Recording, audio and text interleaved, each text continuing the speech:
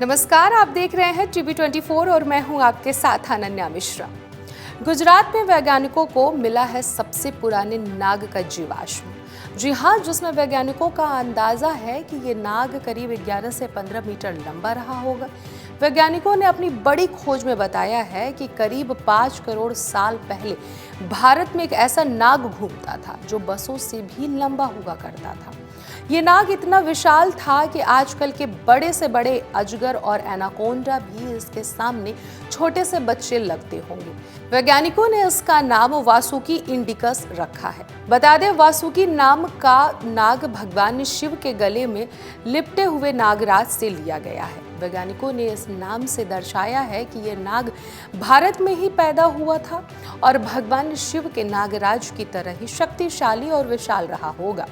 IIT Roorkee के शोधकर्ताओं का दावा है कि ये अब विलुप्त हो चुका है नाग दुनिया के सबसे लंबे नागों में से एक रहा होगा। आज के समय के 6 मीटर वाले एनाकोंडा और अजगर इसके आगे कुछ भी नहीं है। ये रिसर्च रिपोर्ट हाल ही में साइंटिफिक रिपोर्ट्स नाम की जर्नल में छपी हुई है। वहीं उत्तराखंड के रुड़की स्थित भारतीय प्रौद्योगिकी संस्थान के वैज्ञानिकों ने साल 2005 में गुजरात के कच्छ की एक कोयला खदान में 27 बड़े बड़े कंकाल के टुकड़े मिले थे। इनमें कुछ हड्डियां आपस में जुड़ी भी मिली थी।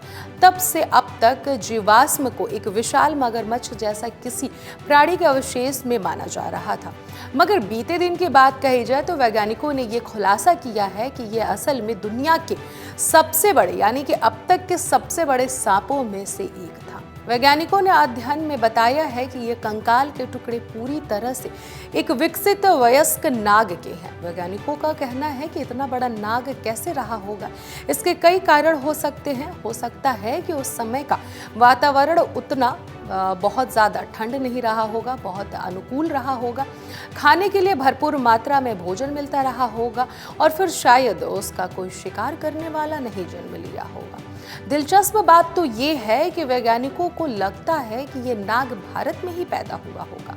करोड़ों साल पहले इस नाग की प्रजाति दक्षिणी यूरेशिया होते हुए उत्तरी अफ्रीका तक पहुंच गई होगी। ये नाग उस समय रहते थे जब धरती का वातावरण गर्म हुआ करता था, यानी औसत तापमान की बात कही जाए तो करीब 28 डिग्री सेल्सियस ये रहा होगा। इतना बड़ा नाग इतने गर्म मौसम में ही रह सकता था जैसा करोड़ों साल पहले मौसम हुआ करता था। वैज्ञानिकों ने दावा किया है कि ये सांप करीब 10 करोड़ साल पहले लेट क्रेटेशियस काल से लेट प्लीस्टोसीन काल तक धरती पर पाए जाते थे। ये मुख्य रूप से गोंडवाना महाद्वीप यानी कि बहुत पुराना महाद्वीप जो बाद में टूटकर अलग अलग महाद्वीप बन गया है, उसमें रहा करते थे। लेट क्रेटेशियस काल में ये सांप मेडागास्कर, दक्षिण अफ्रीका, दक्षिण अमेरिका, भारत और यूरोप के द्वीप समूहों में पाए जाते थे, लेकिन बाद में समय में ये सिर्फ उत्तरी अफ्रीका और दक्षिण अमेरिका, भारत और ऑस्ट्रेलिया तक ही सीमित रहे।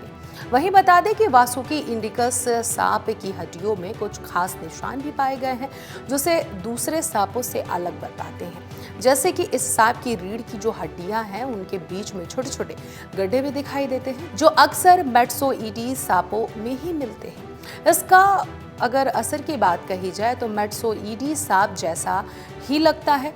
इस सांप पे कुछ खास हिस्से देखने को नहीं मिले जो दूसरे सांपों में होते हैं, इसलिए ये सांप दूसरे सांपों से अलग हटकर माना जा रहा है।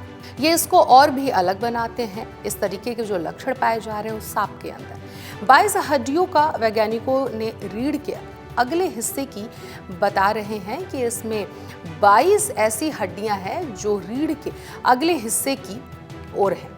वहीं अगर बात कही जाए निशान जो मिले हैं तो उसकी अगर बात कही जाए तो उसमें रीढ़ के पीछे के हिस्से में होते हुए वैज्ञानिकों ने वासुकी इंडिकस की लंबाई का अंदाजा लगाने के लिए बारीकी से इसकी रीढ़ की सबसे बड़ी हड्डियों का अध्ययन किया है। उन्होंने अलग अलग तरीके का इस्तेमाल करके कुछ गणनाएं की हैं। पहले तरीके में पीछे की रीढ़ की हड्डी के 2 हिस्से के बीच की चौड़ाई को आधार माना गया है। दूसरे तरीके में आगे की रीढ़ की हड्डी के 2 हिस्से के बीच की चौड़ाई को आधार माना गया है। इस रिसर्च में सबसे बड़ा हड्डी का इस्तेमाल करके दोनों तरीकों से लंबाई का अंदाजा लगाया गया है। वैज्ञानिकों ने देखा है कि वासुकी इंडिकस की रीढ़ की हड्डियां टाइट नोबोवा, जो अब तक सबसे बड़ा सांपों में माना जाता था, उसकी हड्डियों से थोड़ी छोटी है। फिर भी उनकी गणना के अनुसार वासुकी इंडिकस की लंबाई टाइटोनोबोआ से ज्यादा रही होगी। वैज्ञानिक ये नतीजे इसलिए सही मान रहे हैं क्योंकि एक तरीका कई तरह के जीवित सांपों की रीढ़ की हड्डी के डेटा पर आधारित है, वहीं दूसरा तरीका सिर्फ एक ही प्रजाति के सांपों के डेटा पर आधारित है। इसलिए रिपोर्ट में ये माना जा रहा है कि वासुकी इंडिकस शायद ही टाइटोनोबोआ से लंबा हुआ होगा। अभी के लिए फिलहाल इतना ही। देखते रहिए TV24।